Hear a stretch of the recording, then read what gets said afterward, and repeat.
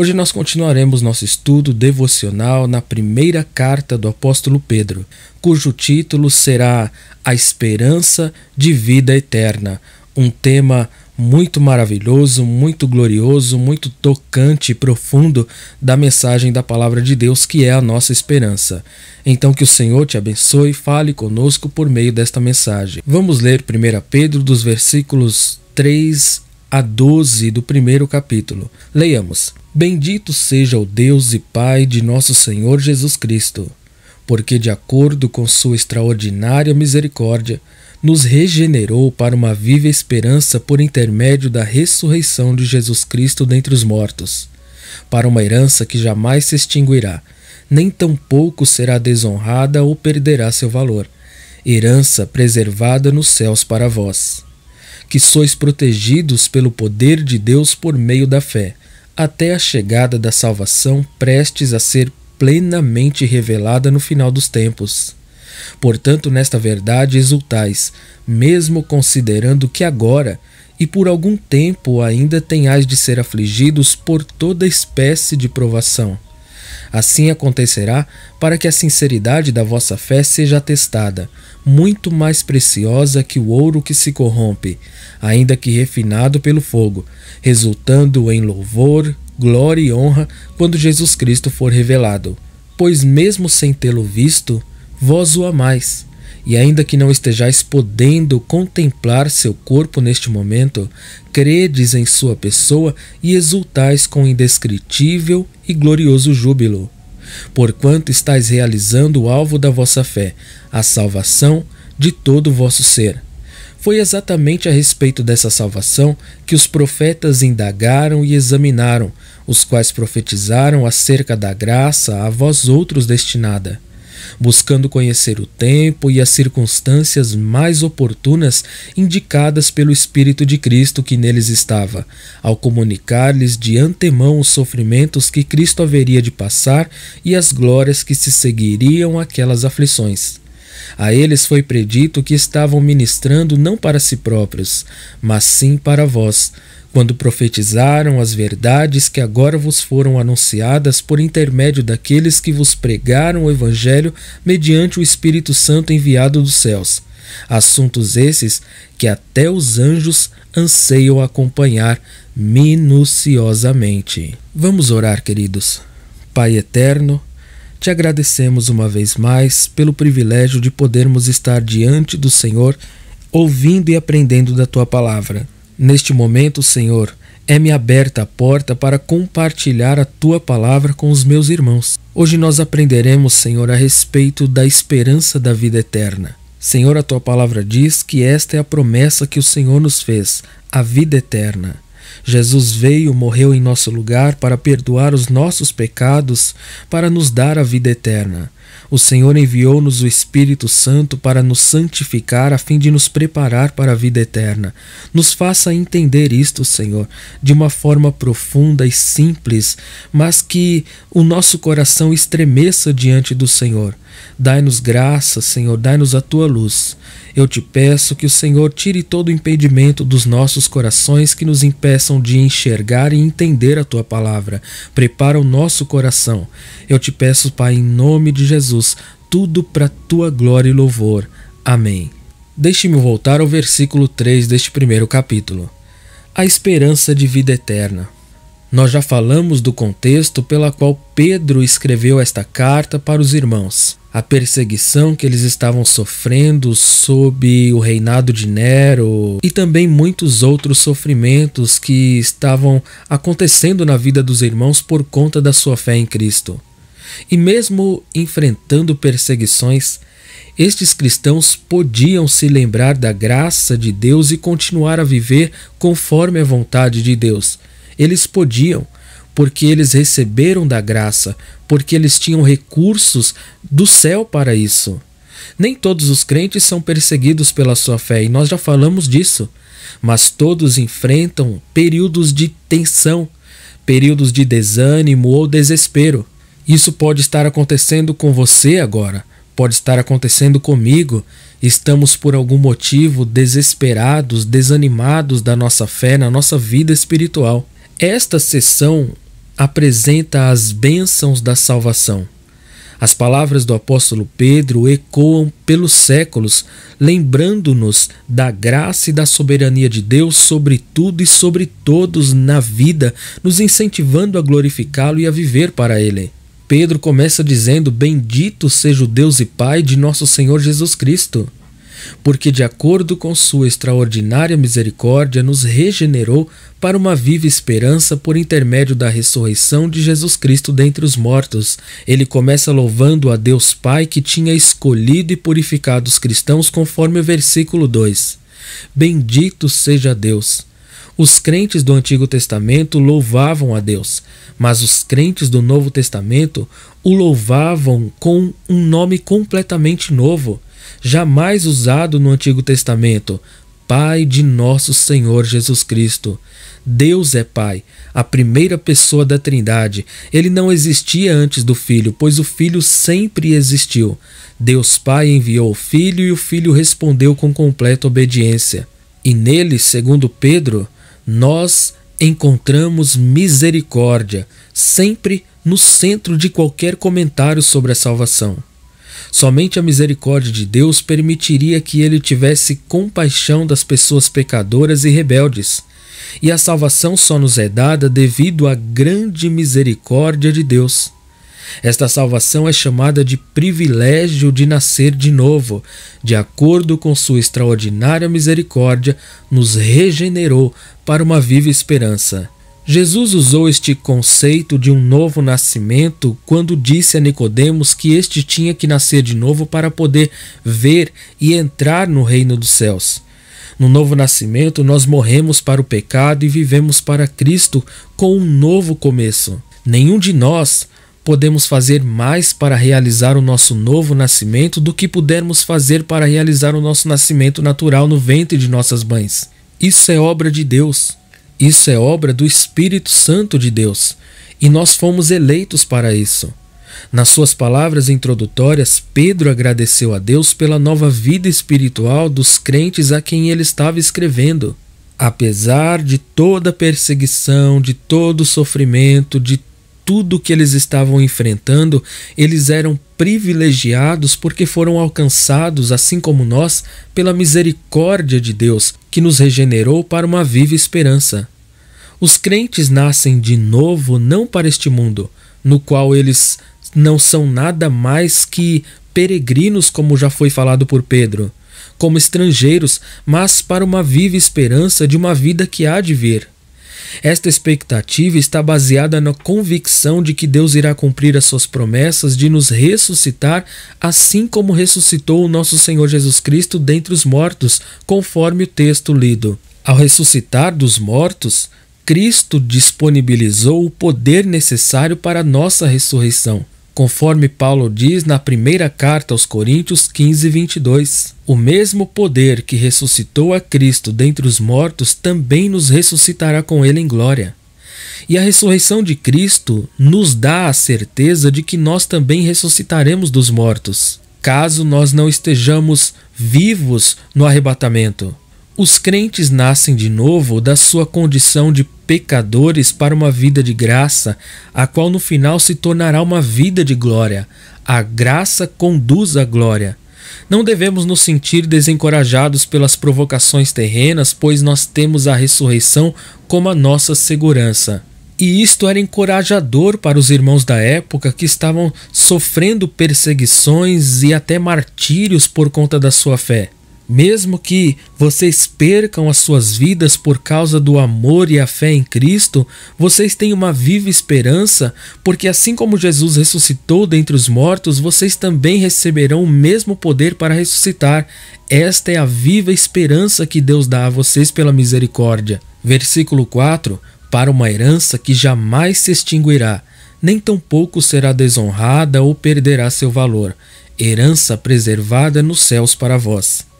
A palavra traduzida como herança é também usada no Antigo Testamento para descrever a herança que os judeus esperavam na terra prometida de Canaã, conforme Números 32, Deuteronômio 2 e Deuteronômio 19.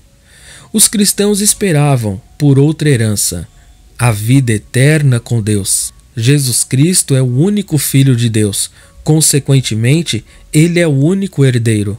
Mas em Cristo nós recebemos o privilégio de sermos feitos filhos de Deus. E sendo filhos de Deus, conforme Romanos 8:17, nós cristãos também nos tornamos herdeiros com Cristo, herdeiros desta herança de um valor imarcessível, um valor que jamais se extinguirá, um valor inestimável. Pedro usou 3 palavrinhas gregas que começam com a mesma letra e terminam com a mesma sílaba em grego para descrever esta herança. Esta herança é incorruptível.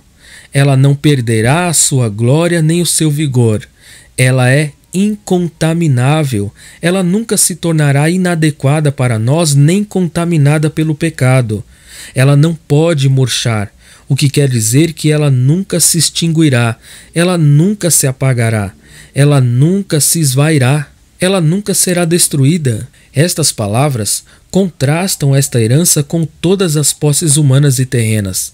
Não há nada na ordem natural, catástrofe, pecado, época, tempo, iniquidade que possa afetar esta herança. Deus a fez indestrutível, imarcessível e existente por toda a eternidade. Nós temos reservas feitas no céu que não podem ser canceladas nem transferidas. Pedro diz: herança preservada nos céus para vós. A herança está guardada nos céus para nós. A palavra guardada ou preservada aqui está no tempo perfeito do verbo em grego, expressando uma atividade passada com resultados que continuam no presente. Deus tem estado guardando e ainda guarda a herança ali, está sob a proteção dele, preparada, reservada, preservada, certa e à nossa espera. Não importa quantos males possam acontecer conosco na terra, a herança lá nos espera, pois está guardada a salvo com Deus. Quem preparou esta herança é um Deus eterno, portanto a herança é eterna, esperando nós para uma vida eterna. Herança preservada nos céus para vós, que sois protegidos pelo poder de Deus por meio da fé, até a chegada da salvação prestes a ser plenamente revelada no final dos tempos. Nestas palavras, Pedro respondeu a preocupações que podem ter surgido na mente dos cristãos perseguidos daquela época. Nós seremos capazes de suportar e permanecer firmes e fiéis a Cristo se a perseguição ficar mais intensa? De que adianta uma herança guardada no céu se nós não temos segurança? Então Pedro, no verso 4, diz: herança preparada no céu para vós, guardada e preservada por Deus. E o verso 5, vocês são protegidos pelo poder de Deus. Pedro explicou que apesar da perseguição e até mesmo de uma morte violenta, os cristãos estão guardados na virtude de Deus, no poder de Deus. A palavra traduzida aqui por guardado, protegido, é um termo militar usado como uma referência a um destacamento em uma cidade. Trata-se de uma área interna de proteção. Não importava o quanto o mundo perseguisse ou matasse os corpos dos cristãos, Deus estava guardando as suas almas. Pedro deu uma segurança dupla aos crentes. Em primeiro lugar, a herança está guardada, está preservada. Em segundo, os cristãos estão protegidos pelo poder de Deus para receber esta herança guardada por Deus, porque eles têm fé em Deus. Os crentes já receberam a salvação por meio da sua aceitação de Cristo como Salvador. Mas a plenitude da salvação, as suas recompensas, as suas bênçãos integrais, as suas alegrias eternas serão reveladas no último tempo, isto é, no dia do julgamento que será feito por Cristo. Nós vemos isso em Romanos 14 e Apocalipse 20. O que já começou será completamente revelado quando ele retornar. Portanto, verso 6, nesta verdade exultais, mesmo considerando que agora e por algum tempo ainda tenhais de ser afligidos por toda espécie de provação. Devido às promessas da herança, Os crentes podem e devem se alegrar grandemente, uma referência à alegria espiritual profunda, interna, que vem lá da alma. Este tipo de alegria permanece desimpedido e inabalável face ao que acontece nesta vida atual, porque ela independe de circunstâncias.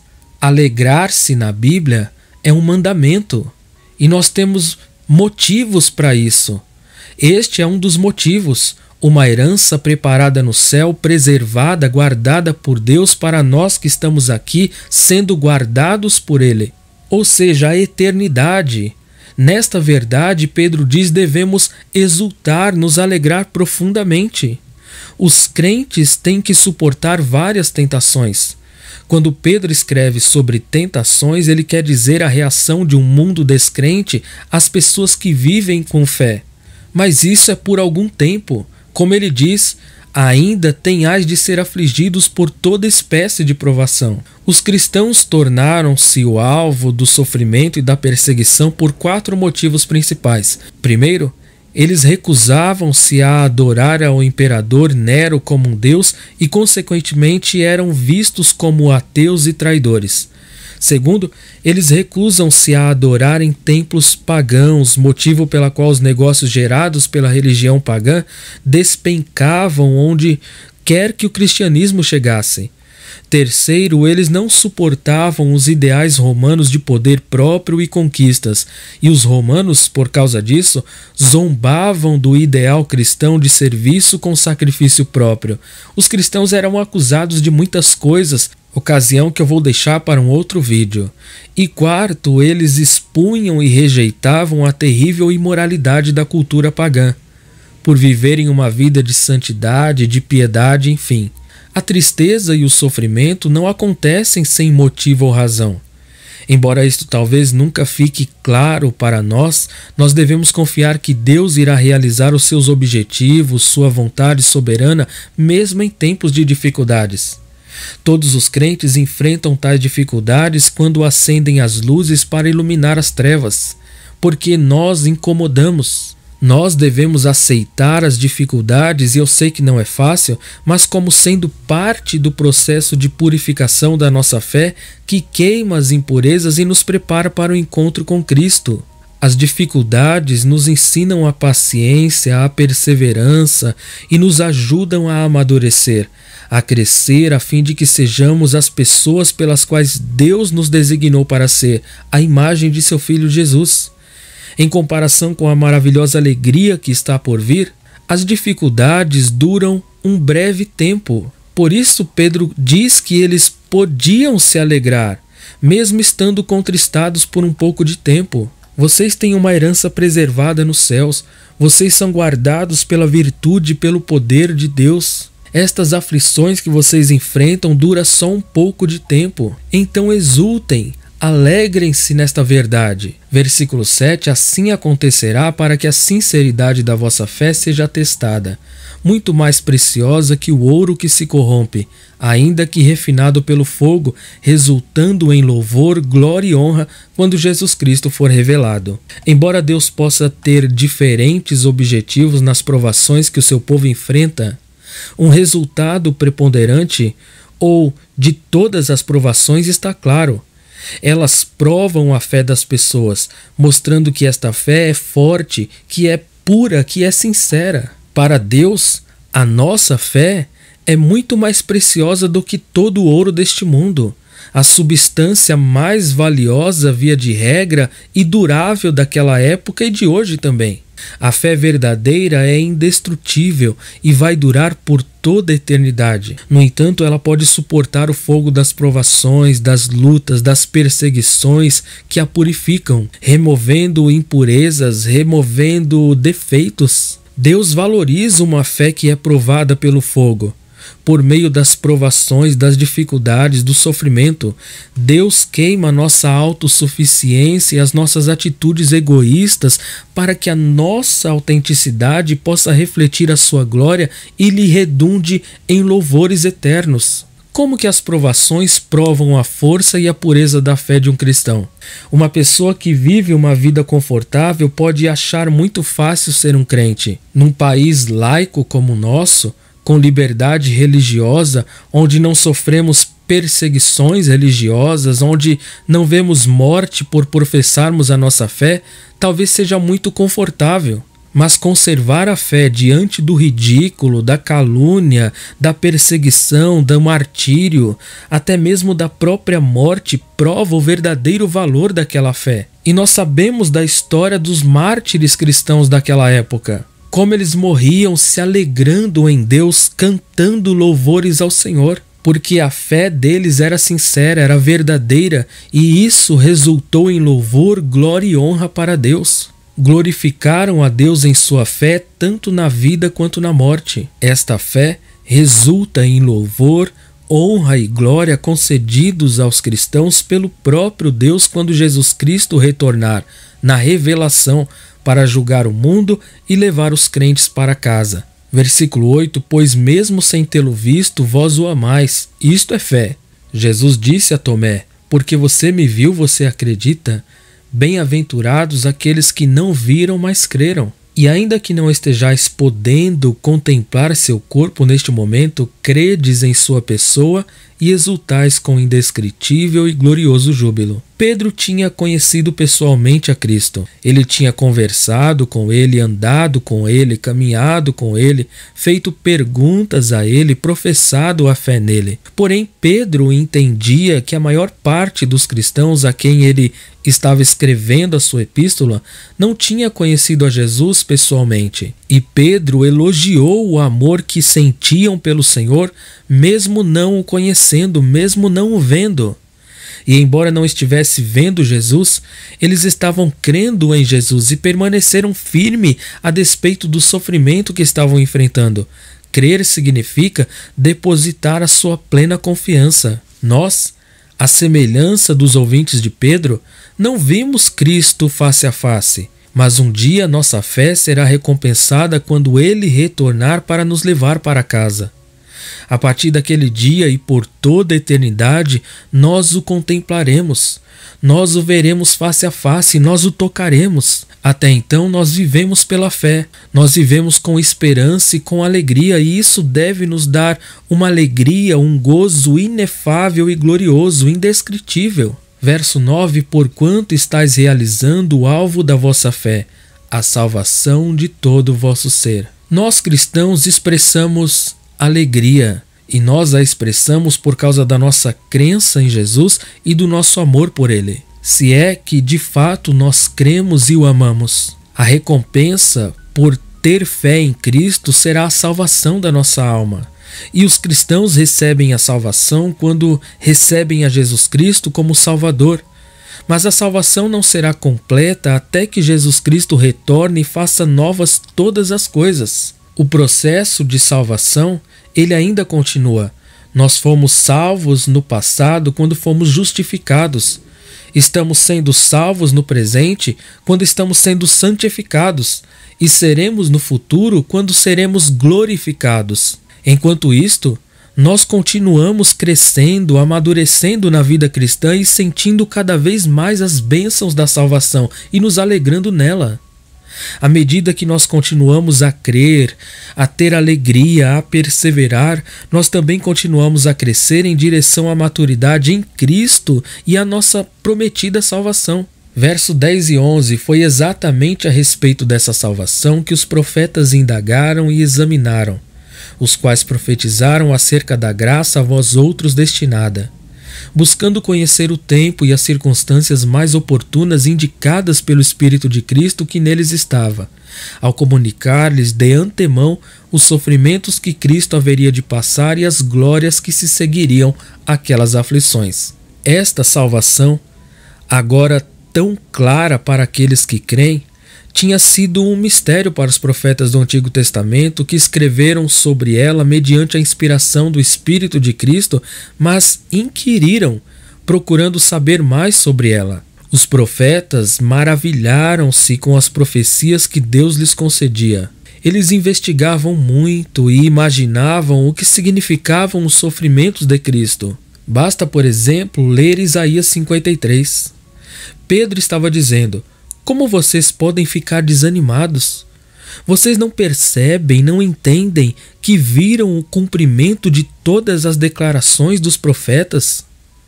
Jesus disse certa vez aos seus ouvintes: muitos profetas e justos desejaram ver o que vocês veem e não viram, ouvir o que vocês ouvem e não ouviram.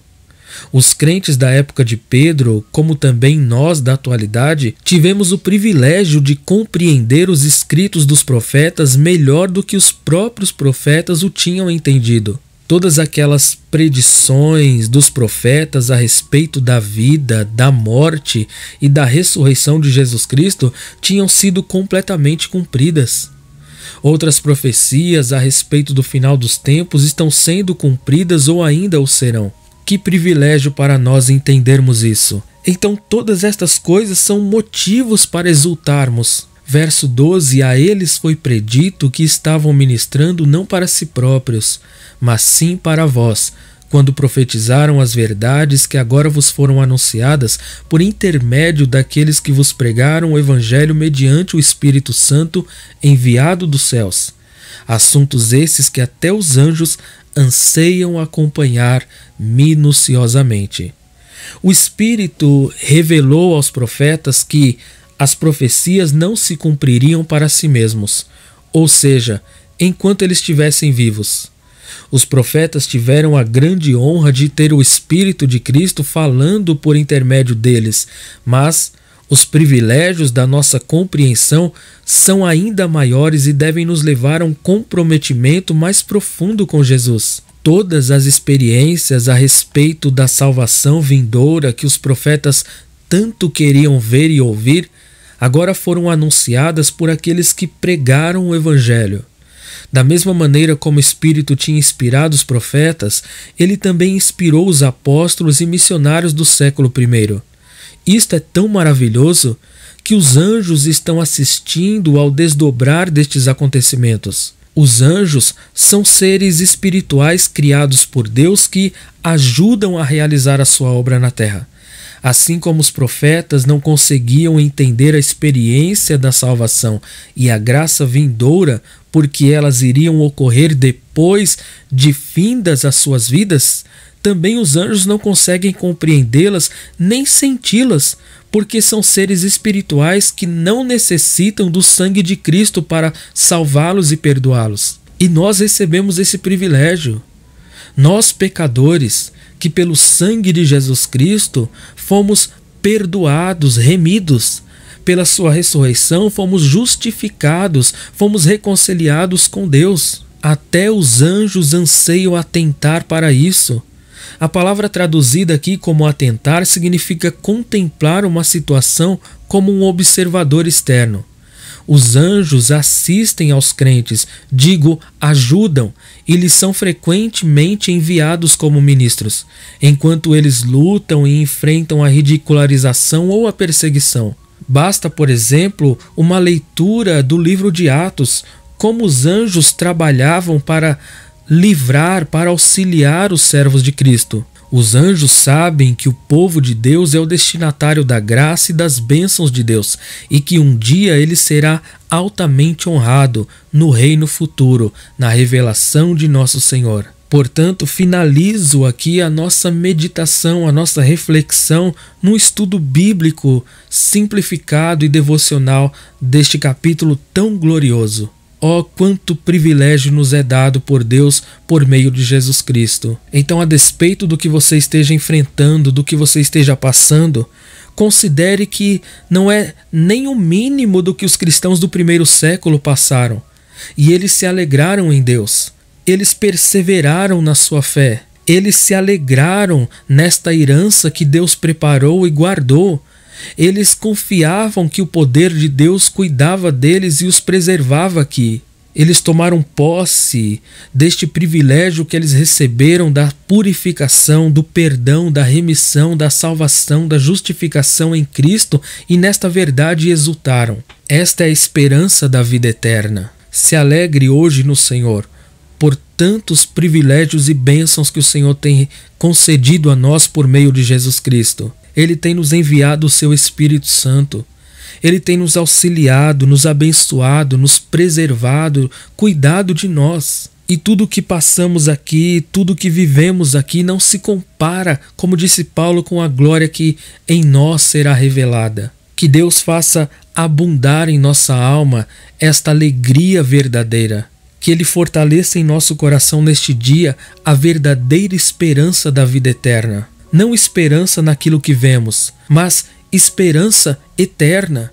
Esperança no que há de ser revelado, na vinda de Cristo, na vida eterna em Cristo. Que Deus derrame sobre você neste momento esta alegria eterna. Que Deus derrame consolação sobre o teu coração, sobre a tua alma. Deus derrame graça e poder sobre a tua vida para continuar a caminhar mais um pouquinho por meio desta palavra. Certamente continuaremos, com a graça de Deus e sua permissão, o estudo da sua palavra em 1 Pedro. Sem mais, fico por aqui, queridos. Deus em Cristo te abençoe poderosamente. Amém.